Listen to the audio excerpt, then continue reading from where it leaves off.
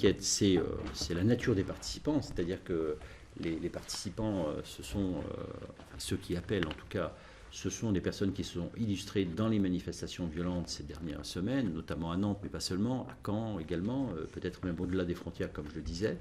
Donc on estime qu'il pourrait y avoir plusieurs centaines de personnes, aux environs de 700, peut-être plus, donc ce qui est beaucoup. Surtout que ces personnes viendront vraiment de manière déterminée pour casser, pour commettre des violences. Certainement, et même peut-être plus que ça. Enfin, on sait que parmi les personnes qui veulent venir, certains se sont préparés, sont entraînés, certains s'entraînent régulièrement, d'autres spécifiquement se sont entraînés, ont organisé en fait et préparé des actions de violence urbaine. Donc tout ça pour dénoncer des violences. On peut voir quand même le paradoxe et la contradiction. Et donc on est très inquiet. C'est la raison pour laquelle à la fois nous nous sommes préparés à cette manifestation de manière très